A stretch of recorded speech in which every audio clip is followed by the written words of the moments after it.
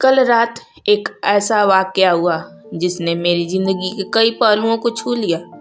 करीब 7 बजे होंगे। शाम को मोबाइल बजा। उठाया तो उधर से रोने की आवाज। मैंने शांत कराया और पूछा कि भाभी जी आखिर क्या हुआ।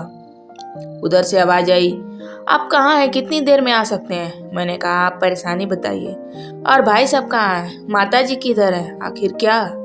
लेकिन उधर से केवल एक ही रट कि आप आ जाइए। मैंने आश्वासन दिया कि कम से कम 1 घंटा लगेगा। जैसे तैसे पूरी घबराहट में पहुंचा तो देखा भाई साहब जो हमारे मित्र जज हैं सामने बैठे हुए हैं। भाभी जी रोना चीखना कर रही हैं। 13 साल का बेटा भी परेशान है, 9 साल की बेटी भी कुछ नहीं कह पा रही। मैंने भाई साहब से पूछा कि आखिर बात क्या है। भाई साहब ने कोई जवाब नहीं दे रहे थे। फिर भाभी जी ने कहा कि ये देखिए तलाक के पेपर, ये कोर्ट से तैयार करा के लाए हैं, मुझे तलाक देना चाहते हैं। मैंने पूछा ये कैसे हो सकता है, इतनी अच्छी फैमिली, 2 बच्चे, सब कुछ सेटल्ड है। प्रथम दृष्टि मुझे लगा ये मजाक है, लेकिन बच्चों से पूछा दादी किधर है। मैंने घर के नौकर से कहा मुझे और भाई साहब को चाय पिलाओ। कुछ देर में चाय आई। भाई साहब को बहुत कोशिशों की पिलाने की, लेकिन उन्होंने नहीं पिया और कुछ ही देर में वो एक मासूम बच्चे की तरह फुट फुट कर रोने लगे। बोले मैंने 3 दिन से कुछ नहीं खाया है। मैं अपनी 61 साल की माँ को कुछ लोगों के हवाले करके आया हूँ। पिछले साल से मेरे घर में उनके लिए इतनी मुसीबतें हो गई कि पत्नी ने कसम खा ली कि मैं माँ जी का ध्यान नहीं रख सकती। ना तो इनसे बात करती थी और ना ही मेरे बच्चे बात करते थे। रोज मेरे कोर्ट से आने के बाद माँ खूब रोती थी।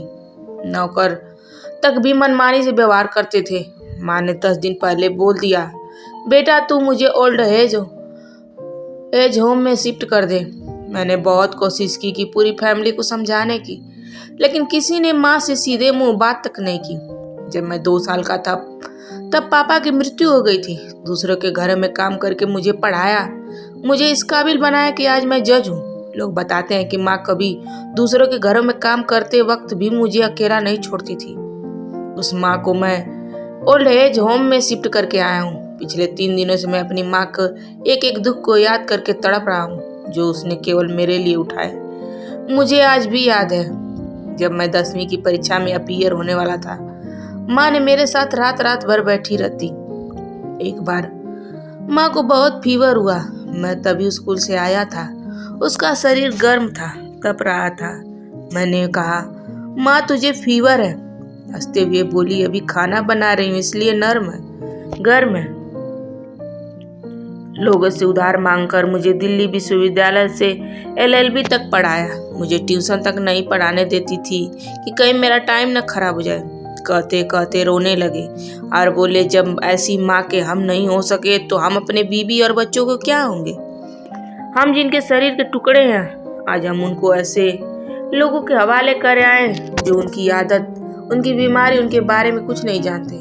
जब मैं ऐसी माँ के लिए कुछ नहीं कर सकता तो मैं किसी और के लिए भला क्या कर सकता हूँ। आज़ादी अगर इतनी प्यारी है और माँ इतनी बोझ लग रही है तो मैं पूरी आज़ादी देना चाहता हूँ। जब मैं बिना बाप के पल गया तो ये बच्चे भी पल जाएंगे, इसलिए मैं तलाक देना चाहता हूँ। सारी प्रॉपर्टी इन लोगों के हवाले करके उस ओल्ड एज में रहूँगा। कम से कम मैं माँ के साथ तो रह सकता हूँ। और अगर इतना सब कुछ करके माँ आश्रम में रहने के लिए मजबूर है तो एक दिन मुझे भी आखिर जाना ही पड़ेगा। माँ के साथ रहते रहते आदत भी हो जाएगी। माँ की तरह तकलीफ तो नहीं होगी। जितना बोलते उससे भी ज्यादा रो रहे थे। बातें करते करते रात के 12:30 हो गए। मैंने भाभी जी के चेहरे को देखा। उनके भाव भी प्रायश्चित और ग्लानि से भरे हुए थे। मैंने ड्राइवर से कहा अभी हम लोग नोएडा जाएंगे। भाभी जी और बच्चे हम सारे लोग नोएडा पहुंचे। बहुत ज्यादा रिक्वेस्ट करने पर गेट खुला। भाई साहब ने उस गेट कीपर के पैर पकड़ लिए। बोले मेरी माँ है, मैं उसको लेने आया हूँ। चौकीदार ने कहा क्या करते हो साहब। भाई साहब ने कहा मैं जज हूँ। उस चौकीदार ने कहा जहाँ सारे सबूत सामने हैं तब तो आप अपनी माँ के साथ न्याय नहीं कर पाए, औरों के साथ क्या न्याय करते होंगे साहब।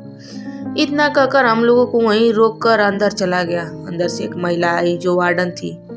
उसने बड़े कातर शब्दों में कहा 2 बजे रात को आप लोग ले जाके कहीं मार दे तो मैं अपने ईश्वर को क्या जवाब दूंगी। मैंने सिस्टर से कहा, आप विश्वास करिए ये लोग बहुत बड़े पश्चाताप में जी रहे हैं। अंत में किसी तरह उनके कमरे में ले गए। कमरे में जो दृश्य था उसको कहने की स्थिति में मैं नहीं हूँ। केवल एक फोटो जिसमें पूरी फैमिली है और वो भी माँ जी के बगल में, जैसे किसी बच्चे को सुला रखा है। मुझे देखी तो उनको लगा कि बात खुल न जाए, लेकिन जब मैंने कहा हम लोग आपको लेने आए हैं तो पूरी फैमिली एक दूसरे को पकड़ के रोने लगी। आसपास के कमरों में भी बुजुर्ग थे, सब लोग जागकर बाहर तक भी आ गए। उनकी भी आंखें नम थी। कुछ समय के बाद चलने की तैयारी हुई। पूरे आश्रम के लोग बाहर तक आए। किसी तरह हम लोग आश्रम के लोगों को छोड़ पाए। सब लोग इस आशा से देख रहे थे कि शायद उनको भी कोई लेने आए। रास्ते भर बच्चे और भाभी जी तो शांत रहे, लेकिन भाई साहब और माता जी एक दूसरे की भावनाओं को अपने पुराने रिश्ते पर बिठा रहे थे। घर आते आते 3:45 हो गया। भाभी जी अपनी खुशी की चाबी कहाँ है ये समझ गई थी। मैं भी चल दिया, लेकिन रास्ते भर वो सारी बातें और दिल से घूमते रहे। माँ केवल माँ है, उसको मरने से पहले न मारे। माँ हमारी ताकत है, उसको बेसहारा न होने दे। अगर वह कमजोर हो गई हो तो हमारी संस्कृति की रीढ़ कमजोर हो जाएगी। बिना रीढ़ का समाज कैसा होता है, किसी से छुपा नहीं। अगर आप कुछ भी करे, लेकिन हमारी जननी को बेसहारा बेघर न होने दे। अगर माँ की आंख से आंसू गिर गए तो ये कष्ट कई जन्मों तक रहेगा। यकीन मानना, सब होगा तुम्हारे पास, सुकून नहीं होगा। सुकून सिर्फ माँ के आंचल में होता है। उस आंचल को बिखरने ना दे।